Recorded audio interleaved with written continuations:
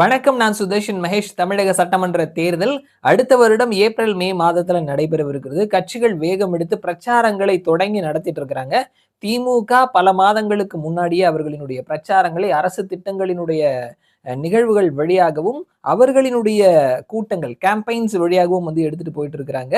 ஒன்றிணைவோம் வா, தமிழகத்தை தலைகுனிய விடமாட்டேன், உடன்பிறப்பே வா அப்படின்னு சொல்லிட்டு வேற வேற பேர்ல அவர்களினுடைய பிரச்சாரங்கள் அப்படின்றது வேகம் எடுத்து போயிட்டு இருக்குது.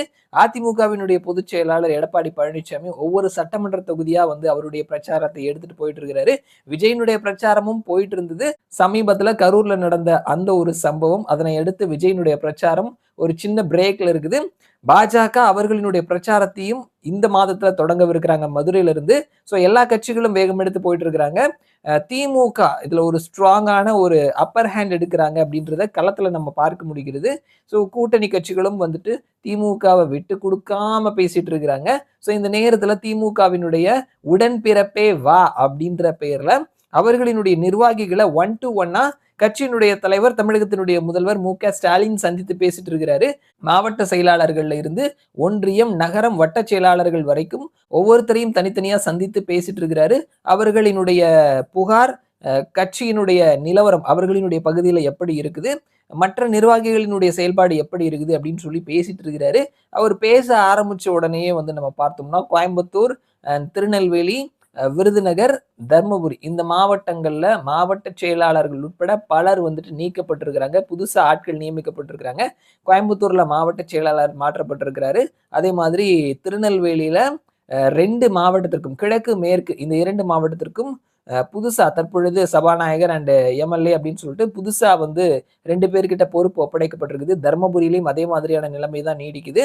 விருதுநகர்ல, சிவகாசியில கிட்டத்தட்ட ஒரு 7 பேர் வந்து நிர்வாகிகள் நீக்கப்பட்டிருக்கிறாங்க அப்படின்றத நம்ம பார்க்க முடிகிறது. ஸோ இதெல்லாம் வச்சு நம்ம பார்க்கும் பொழுது அடுத்தடுத்த மாவட்டங்களுக்கு அது சம்பந்தமான ஒன் டு ஒன் மீட்டிங் நடக்கும் பொழுது நம்மளுடைய பதவி பறி போயிடுமோ அப்படின்னு சொல்லிட்டு மாவட்ட செயலாளர்ல இருந்து இருக்கக்கூடிய எல்லா நிர்வாகிகளும் ஒரு கலக்கத்திலே இருக்கிறாங்க அப்படின்ற மாதிரி பார்க்கப்படுது.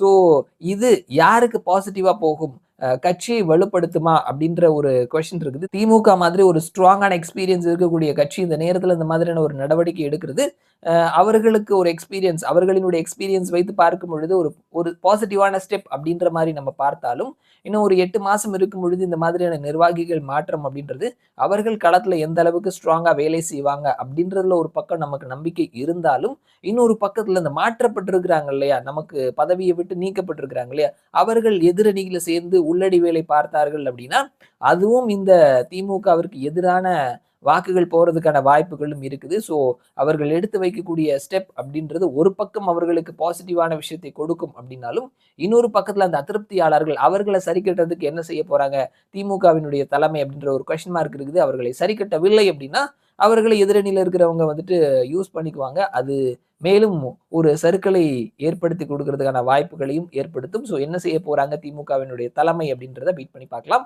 மறுபடியும் நான் உங்களை இன்னொரு வீடியோல சந்திக்கிறேன். அது வரைக்கும் நன்றி.